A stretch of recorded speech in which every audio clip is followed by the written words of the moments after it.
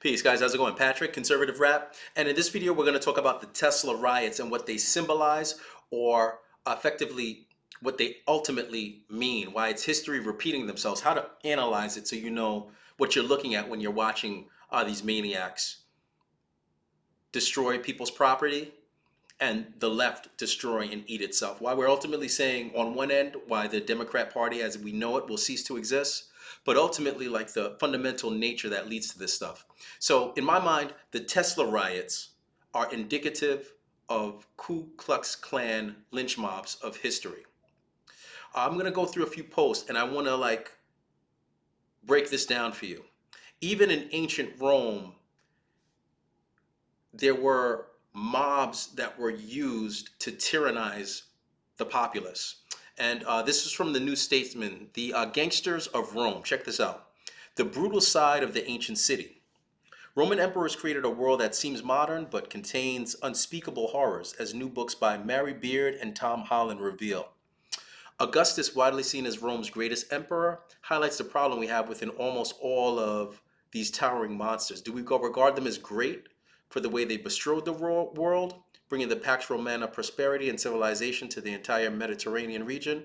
Or do we see them as primal models of the corruption and depravity and that autocracy and tyranny necessarily bring in their wake, as well as being templates for the violence and exploitation of later centuries of European imperialism? The Romans clearly believed in their own mission civilis as Pliny put it. Rome's destiny was to unite previously distinct powers, to soften patterns of behavior, to provide a common language to the numerous peoples hitherto divided by their savage tongues, to civilize mankind, and in short, unite peoples around the world and to serve them as their fatherland. Yet the brutality of Roman colonialism was often extraordinary, and the casualties enormous even by modern standards. Julius Caesar's campaigns in Gaul, for instance, have often been compared to a genocide. 1 million people, so it was said, perished over their course, Holland writes, and 1 million more were enslaved.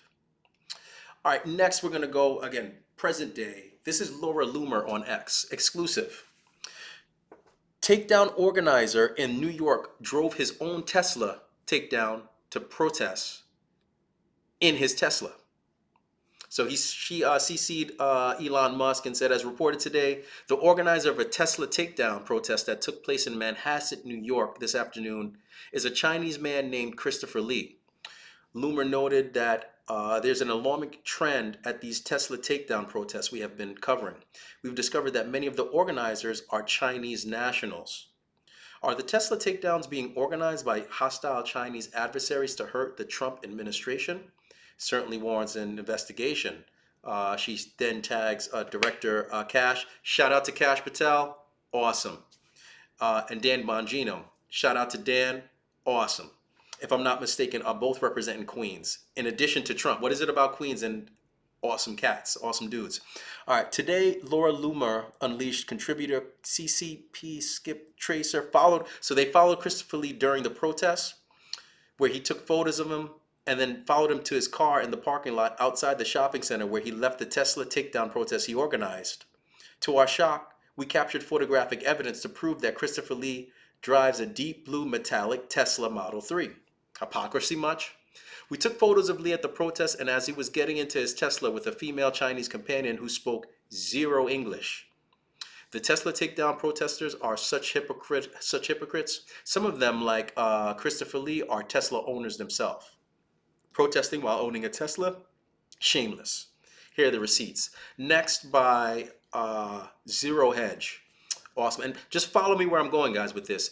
Anti-Musk protester admits getting paid to protest as Doge focuses on Act Blue Soros-funded NGOs. As I'm sure all of you are familiar, seems some far-left NGOs have funds to deploy despite Marco Rubio neutering USAID. A video shared by ex-user Doge Designer shows what appears to be an anti-Musk protester admitting in front of a Tesla showroom during the protest that he got paid to be there. Doge Designer again on X. Store fire or Tesla attack? It's not a store fire, it's a terrorist attack. And he covers how some of the news outlets are not even identifying what's happening as terror. All right. Amuse on X. Let's keep going. Terror. Multiple Democrat NGOs have coordinated attacks on Tesla dealerships, staff, and vehicles. Last night, a number of Cybertrucks were torched in Seattle. Democrats are becoming increasingly more desperate and violent. That's the thing. Soon, the Democrat Party is going to be known historically, and this is just a prediction, just a viewpoint. They're going to be known as the party of violence. And you can see it here. Gateway Pundit update. Police identify anti-Musk male driver who boxed in and brutally beat a helpless woman in Arizona while she was sitting in her Tesla. Robert Atherton, and just pause here. Many people who bought, purchased, and owned Teslas did so because of the environmental connotations. They wanted an electric vehicle so that they can drive, go about, and continue to participate in society in a way that they believe, and I even disagree with them on this, is better for the environment. So people are being terrorized that are themselves leftists to somehow, I guess, stop Elon or somehow protest what Elon is doing. It's completely nonsensical. But let's just continue to cover this. Rupert Atherton, 33, has been identified as the individual who assaulted a 61-year-old woman in her Tesla at Flagstaff, Arizona. The incident, reportedly fueled by an erratic driving road rage, escalated when Atherton blocked the woman's car, approached her, and physically attacked her through the open window. The victim, only known as Susan, expressed shock and dismay over the unprovoked assault. Atherton has been charged with disorderly conduct, assault, aggressive driving, facing up to 20 years in prison if convicted. So right now you have the criminal syndicate taking and using funds to facilitate destructive terrorist actions in the homeland. Prior to the civil rights movement, the Ku Klux Klan, and we're going to cover this in future posts. We talked about it in prior, but if you didn't know, watch, what is it called? Uncle Tom 2, which gets into this. The Ku Klux Klan was itself a Democrat institution. The Republican Party was the first to begin to assimilate blacks into positions of government influence. And they were a terror organization used to intimidate blacks. And then again, similarly with, you can go back as far as Rome. Anytime people rise up to create freedom and liberty, the tyranny class, the dictators, use, in some instances, explicit governmental force, an actual police state. In other instances, what they do is they hire mobs, or bringing it back to current times, they'll use even sometimes like MS-13 and other like illegals for their violent acts.